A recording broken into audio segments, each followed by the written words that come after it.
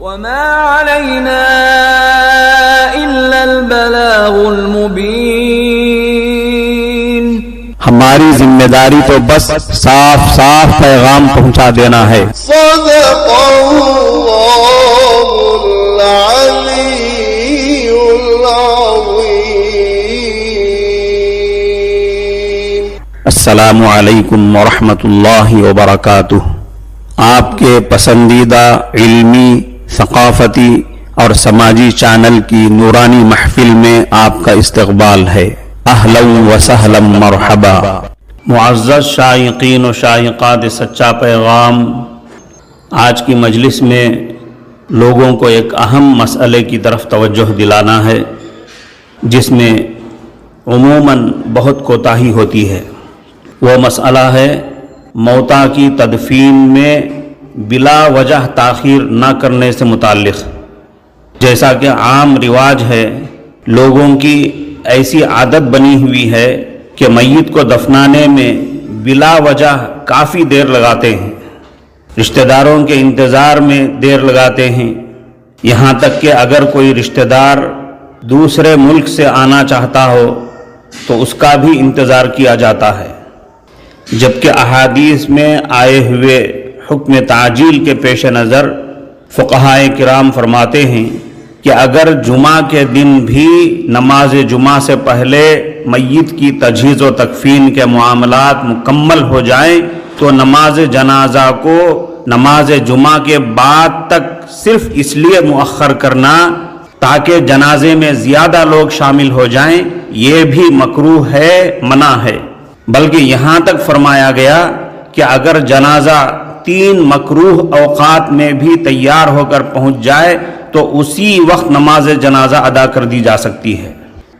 معزز سامعین کرام، آپ نے یہ مسئلہ سن رکھا ہوگا کہ جماعت میں شامل ہونے کی غرض سے تیزی سے چل کر جانے سے حدیث میں منع کیا گیا ہے. علیکم بالسکینۃ والوقار فرمایا گیا. پرسکون اور باوقار انداز سے چل کر جماعت میں شریک ہونے کا حکم دیا گیا ہے. یعنی جماعت میں شامل ہونے کی غرض سے بھی تیزی کے ساتھ چلنے سے منع کیا گیا ہے، لیکن جنازے کو لے کر دوڑنے سے کم اور معمول کی عام رفتار سے کسی قدر تیز چلنے کا حکم دیا گیا ہے. شریعت اسلامیہ میں ایک طرف آدمی کے انتقال کے بعد اس کی تجہیز و تکفین میں یعنی غسل دینے میں اور کفنانے میں جلدی کرنے کا حکم دیا جا رہا ہے، تو دوسری طرف جنازہ کندھوں پر اٹھانے کے بعد کسی قدر تیزی کے ساتھ چلنے کا حکم دیا جا رہا ہے.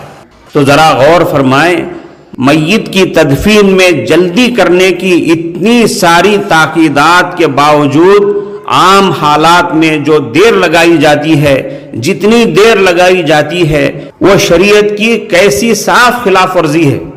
لیکن وبا کے ماحول میں جو ہم نے دیکھا، لوگوں نے موتا کی تدفین میں وہ عام حالات والی دیر بالکل نہیں لگائی. نہ کسی رشتہ دار کے آنے کا انتظار کیا، کسی نماز کا بھی انتظار نہیں کیا گیا. صبح 7 بجے ہو، 10-11 بجے ہو یا 3-4 بجے ہو، جنازہ تیار کر دیا جا رہا ہے.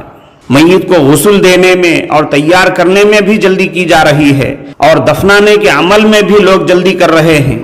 جیسے ہی جنازہ تیار ہو گیا، جب بھی تیار ہو گیا، کسی رشتہ دار کا یا کسی نماز کا انتظار کیے بغیر نماز پڑھا دے رہے ہیں اور تدفین کر دے رہے ہیں. نازک حالات میں اور مجبوری میں یہ جلدی کی جا رہی ہے.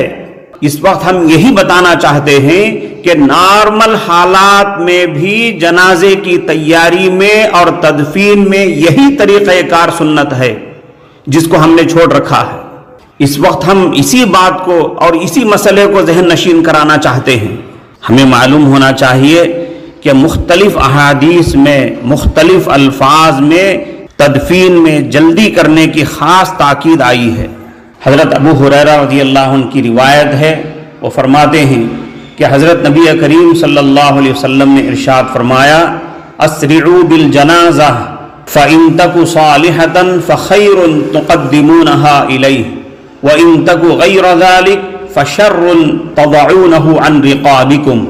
جنازے کو لے جانے میں اور میت کو دفن کرنے میں جلدی کرو، کیونکہ اگر وہ نیک ہے تو ایک اچھی چیز ہے جس کی طرف تم اس کو لے جا رہے ہو، اگر وہ نیک نہیں ہے تو وہ ایک بری چیز ہے جسے تم اپنی گردن سے اتار رہے ہو۔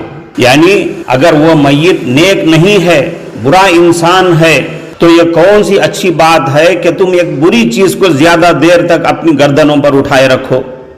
حضرت طلحہ ابن برا رضی اللہ عنہ بیمار ہوئے تو نبی کریم صلی اللہ علیہ وسلم ان کی بیمار پرسی کے لیے تشریف لے گئے، پھر ارشاد فرمایا کہ میں دیکھ رہا ہوں، مجھے محسوس ہو رہا ہے کہ طلحہ کی موت کا وقت قریب آ چکا ہے، موت کے بعد مجھے اس کی خبر دینا اور تجہیز و تکفین میں جلدی کرنا، کیونکہ کسی مسلمان کی میت کے لیے یہ مناسب نہیں ہے کہ وہ اپنے گھر والوں کے درمیان دیر تک رکھی جائے۔